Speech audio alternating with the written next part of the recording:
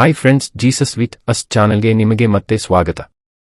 ದಯವಿಟ್ಟು ವಿಡಿಯೋವನ್ನು ಸ್ಕಿಪ್ ಮಾಡದೆ ಪೂರ್ತಿ ನೋಡಿ ದೇವರ ವಾಕ್ಯವನ್ನು ಸಂಪೂರ್ಣ ತಿಳಿಯುವಿರಿ. ನೀವು ಫಸ್ಟ್ ಟೈಮ್ ನಮ್ಮ ಚಾನೆಲ್ಗೆ ಬಂದಿದ್ದಾರೆ, ದಯವಿಟ್ಟು ಸಬ್ಸ್ಕ್ರೈಬ್ ಮಾಡಿ. ವಿಡಿಯೋವನ್ನು ಲೈಕ್ ಮಾಡಿ, ವಿಡಿಯೋವನ್ನು ನಿಮ್ಮ ಸ್ನೇಹಿತರಿಗೆ ಶೇರ್ ಮಾಡಿ.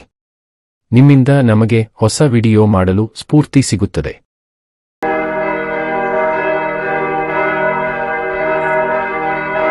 ಪ್ರಸಂಗಿ ಅಧ್ಯಾಯ 7. ಸುಗಂಧ ತೈಲಕ್ಕಿಂತ ಒಳ್ಳೆಯ ಹೆಸರು ಉತ್ತಮ. ಜನನ ದಿನಕ್ಕಿಂತ ಮರಣದಿನ ಮೇಲು. ಔತಣದ ಮನೆಗಿಂತ ಮರಣ ದುಃಖದ ಮನೆಗೆ ಹೋಗುವುದು ಲೇಸು. ಎಲ್ಲಾ ಮನುಷ್ಯರಿಗೂ ಕೊನೆಗೆ ಇದೇ ಗತಿ. ಜೀವಂತನು ಇದನ್ನು ನೋಡಿ ಸ್ಮರಿಸಿಕೊಳ್ಳುವನು. ನಗೆಗಿಂತ ಕರಕರೆಯು ವಾಸಿ. ಮುಖವು ಸಪ್ಪೆಗಿರುವಲ್ಲಿ ಹೃದಯಕ್ಕೆ ಮೇಲು. ದುಃಖದ ಮನೆಯು ಜ್ಞಾನಿಗಳ ಮನಸ್ಸಿಗೆ ನೆಲೆ. ಉಲ್ಲಾಸದ ಮನೆಯು ಮೂಢರ ಮನಸ್ಸಿಗೆ ನಿವಾಸ. ಅಜ್ಞಾನಿಗಳ ಗಾನಕ್ಕಿಂತ ಜ್ಞಾನಿಗಳ ಗದರಿಕೆಯನ್ನು ಕೇಳುವುದು ಲೇಸು. ಮೂಢರ ನಗುವಾಟವು ಹಂಡೆಯ ಕೆಳಗೆ ಉರಿಯುವ ಮುಳ್ಳಿನ ಚಟಪಟ ಶಬ್ದದ ಹಾಗೆ. ಇದು ವ್ಯರ್ಥ. ಕಸುಕೊಳ್ಳುವುದು ಜ್ಞಾನಿಗೆ ಬುದ್ಧಿಗೇಡು. ಲಂಚವು ವಿವೇಕನಾಶಕ. ಆದಿಗಿಂತ ಅಂತ್ಯವೂ ಲೇಸು.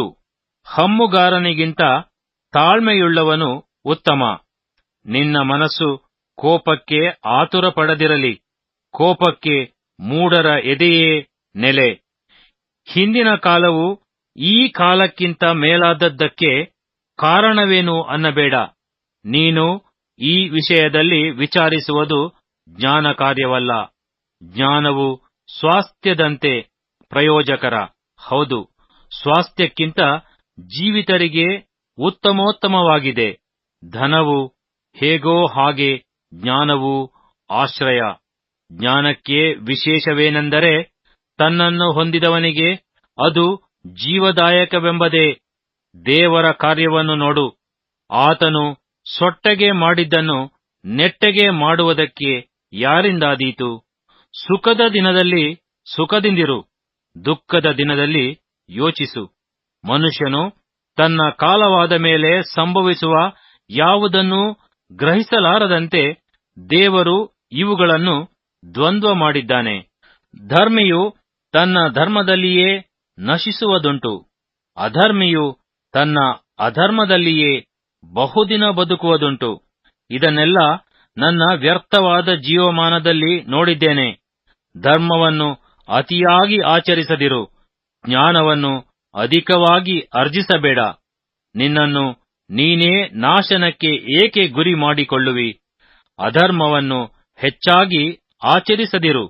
ಬುದ್ಧಿಹೀನನಾಗಿರಬೇಡ. ಏಕೆ ಅಕಾಲ ಮರಣವನ್ನು ಹೊಂದುವಿ?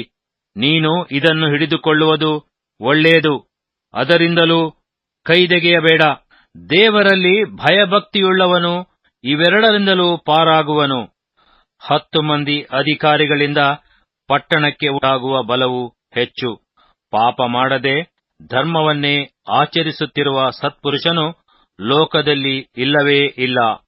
ಆಡುವ ಮಾತುಗಳನ್ನೆಲ್ಲ ಲಕ್ಷ್ಯಕ್ಕೆ ತಾರದಿರು. ನಿನ್ನ ಆಳು ನಿನ್ನನ್ನು ಶಪಿಸುವುದು ಕಿವಿಗೆ ಬಿದ್ದೀತು. ನೀನು ಅನೇಕ ವೇಳೆ ಇತರರನ್ನು ಶಪಿಸಿದ್ದಿ ಎಂಬುದಕ್ಕೆ ನಿನ್ನ ಮನಸ್ಸೇ ಸಾಕ್ಷಿ. ಇದನ್ನೆಲ್ಲ ಜ್ಞಾನದಿಂದ ಪರೀಕ್ಷಿಸಿದೆನು.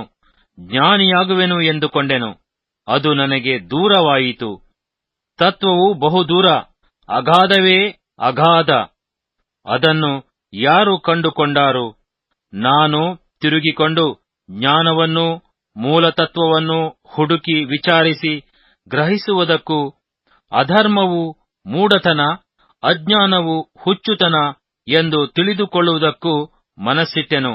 ಆಗ ಮರಣಕ್ಕಿಂತ ಹೆಚ್ಚು ವಿಷವೊಂದು ಕಂಡುಬಂತು. ಯಾವುದೆಂದರೆ ಕೆಟ್ಟ ಹೆಂಗಸೇ. ಅವಳು ಬೋನು, ಅವಳ ಹೃದಯ ಬಲೆ, ಅವಳ ಕೈ ಪಾಶ.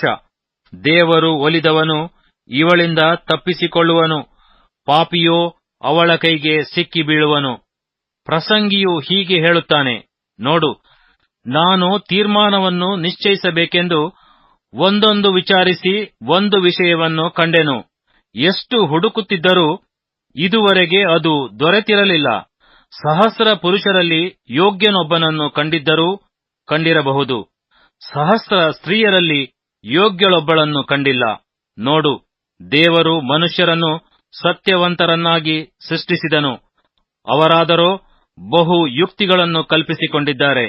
ಇದನ್ನು ಮಾತ್ರ ಕಂಡೆನು. ಪ್ರಸಂಗಿ ಅಧ್ಯಾಯ 8. ಜ್ಞಾನಿಯ ಹಾಗಿರುವವನು ಯಾರು? ವಿಷಯವನ್ನು ವಿವರಿಸಬಲ್ಲವರು ಯಾರು? ಜ್ಞಾನದಿಂದ ಒಬ್ಬನ ಮುಖವು ಪ್ರಕಾಶಗೊಳ್ಳುವುದು, ಒರಟು ಮೋರೆಯು ಮಾರ್ಪಡುವುದು. ದೇವರ ಮೇಲೆ ಇಟ್ಟ ಆಣೆಯ ನಿಮಿತ್ತ ರಾಜನ ಆಜ್ಞೆಯನ್ನು ಕೈಕೊಳ್ಳಬೇಕೆಂಬುದು ನನ್ನ ಬೋಧೆ. ರಾಜಸನ್ನಿಧಿಯಿಂದ ತೊಲಗಿಬಿಡಲು ಆತುರಪಡಬೇಡ, ದ್ರೋಹಕ್ಕೆ ಸೇರದಿರು. ಅವನು ಇಷ್ಟ ಬಂದಂತೆ ಮಾಡಬಲ್ಲನಲ್ಲವೇ? ರಾಜನ ಮಾತಿಗೆ ಅಧಿಕಾರವುಂಟು. ಏನು ಮಾಡುತ್ತೀ ಎಂದು ಅವನನ್ನು ಯಾರು ತಾನೇ ಕೇಳಬಹುದು?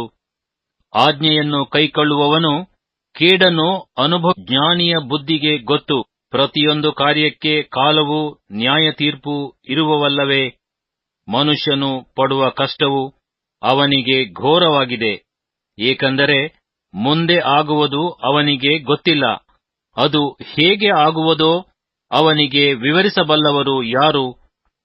ಗಾಳಿಯನ್ನು ತಡೆಯುವ ಶಕ್ತಿಯು ಹೇಗೆ ಯಾರಿಗೂ ಇಲ್ಲವೋ, ಹಾಗೆ ತಮ್ಮ ಮರಣದಿನವನ್ನು ತಡೆಯುವ ಶಕ್ತಿಯು ಯಾರಿಗೂ ಇಲ್ಲ. ಯುದ್ಧ ಕಾಲದಲ್ಲಿ ಹೇಗೆ ವಿರಾಮ ದೊರೆಯುವುದಿಲ್ಲವೋ, ಹಾಗೆ ಅಧರ್ಮಕ್ಕೊಳಪಟ್ಟವನಿಗೆ ಬಿಡುಗಡೆಯಿಲ್ಲ. ಒಬ್ಬನು ಮತ್ತೊಬ್ಬನ ಮೇಲೆ ಅಧಿಕಾರ ನಡೆಸಿ ಅವನಿಗೆ ಹಾನಿಯನ್ನುಂಟು ಮಾಡುವ ಈ ಕಾಲದಲ್ಲಿ ಇದನ್ನೆಲ್ಲಾ ನೋಡಿ ಲೋಕದೊಳಗೆ ನಡೆಯುವ ಸಕಲ ಕಾರ್ಯಗಳನ್ನು ಪರಿಶೀಲಿಸಿದ್ದೇನೆ. ಇದಲ್ಲದೆ ದುಷ್ಟರಿಗೆ ಸಮಾಧಿಯಾಗುವುದನ್ನು ಕಂಡೆನು, ಅವರು ಸುಖವಾಗಿ ಗತಿಸಿದರು. ಧಾರ್ಮಿಕರೋ ಪರಿಶುದ್ಧ ಸ್ಥಾನದಿಂದ ತೊಲಗಬೇಕಾಯಿತು, ಪಟ್ಟಣದಲ್ಲಿ ಅವರ ಜ್ಞಾಪಕವೇ ಇಲ್ಲವಾಯಿತು. ಇದು ವ್ಯರ್ಥ. ಅಪರಾಧಕ್ಕೆ ವಿಧಿಸಿದ ದಂಡನೆಯು ಕೂಡಲೇ ನಡೆಯದಿರುವ ಕಾರಣ ಅಪರಾಧ ಮಾಡಬೇಕೆಂಬ ಯೋಚನೆಯು ನರಜನ್ಮದವರ ಹೃದಯದಲ್ಲಿ ತುಂಬಿ ತುಳುಕುವುದು. ಪಾಪಿಯು 100 ಸಲ ಅಧರ್ಮ ಮಾಡಿ ಬಹುಕಾಲ ಬದುಕಿದರೂ ದೇವರ ಮುಂದೆ ಹೆದರಿ ಆತನಲ್ಲಿ ಭಯಭಕ್ತಿಯುಳ್ಳವರಿಗೆ ಮೇಲೆ ಆಗುವುದೆಂದು ಬಲ್ಲೆನು. ಆದರೆ ದುಷ್ಟನಿಗೆ ಮೇಲಾಗದು, ನೆರಳಿನಂತಿರುವ ಅವನ ದಿನಗಳು ಹೆಚ್ಚುವುದಿಲ್ಲ. ಅವನು ದೇವರಿಗೆ ಹೆದರುವವನಲ್ಲವಷ್ಟೇ, ಲೋಕದಲ್ಲಿ ನಡೆಯುವ ವ್ಯರ್ಥ ಕಾರ್ಯವೊಂದುಂಟು. ದುಷ್ಟರ ನಡತೆಗೆ ತಕ್ಕ ಗತಿಯು ಶಿಷ್ಟರಿಗೆ ಆಗುವುದು, ಶಿಷ್ಟರ ನಡತೆಗೆ ತಕ್ಕ ಗತಿಯು ದುಷ್ಟರಿಗೆ ಆಗುವುದು. ಇದು ವ್ಯರ್ಥವೆಂದು ನಾನು ಹೇಳಿದೆನು. ಮತ್ತು ಮನುಷ್ಯನು ಅನ್ನಪಾನಗಳನ್ನು ತೆಗೆದುಕೊಂಡು ಸಂತೋಷ ಪಡುವುದಕ್ಕಿಂತ ಅವನಿಗೆ ಲೋಕದಲ್ಲಿ ಇನ್ನಾವ ಮೇಲೂ ಇಲ್ಲ ಎಂದು ಸಂತೋಷವನ್ನೇ ಸ್ತುತಿಸಿದೆನು. ದೇವರು ಅವನಿಗೆ ಲೋಕದಲ್ಲಿ ಅನುಗ್ರಹಿಸುವ ದಿನಗಳಲ್ಲೆಲ್ಲ ಅವನು ಪಡುವ ಪ್ರಯಾಸದಲ್ಲಿ ಸಂತೋಷವೇ ಸೇರಿರುವುದು. ರಾತ್ರಿ ಹಗಲು ಮನುಷ್ಯರ ಕಣ್ಣುಗಳಿಗೆ ನಿದ್ರೆ ಹತ್ತಗೊಡದ ಲೋಕದ ಶ್ರಮೆಯನ್ನು ನೋಡಲು, ಜ್ಞಾನವನ್ನು ಪಡೆಯಲು ನಾನು ಮನಸ್ಸಿಟ್ಟಾಗ ಲೋಕದಲ್ಲಿ ನಡೆಯುವುದನ್ನು ಮನುಷ್ಯನು ಗ್ರಹಿಸಲಾರನು. ಎಷ್ಟು ಪ್ರಯಾಸಪಟ್ಟು ವಿಚಾರಿಸಿದರೂ ಗ್ರಹಿಸಲಾರನು. ಹೌದು, ಜ್ಞಾನಿಯು ಗ್ರಹಿಸಬಹುದೆಂದರೂ ಗ್ರಹಿಸಲಾರನು ಎಂಬುದಾಗಿ ನಾನು ದೇವರ ಕೆಲಸವನ್ನೆಲ್ಲಾ ದೃಷ್ಟಿಸಿ ತಿಳಿದುಕೊಂಡೆನು.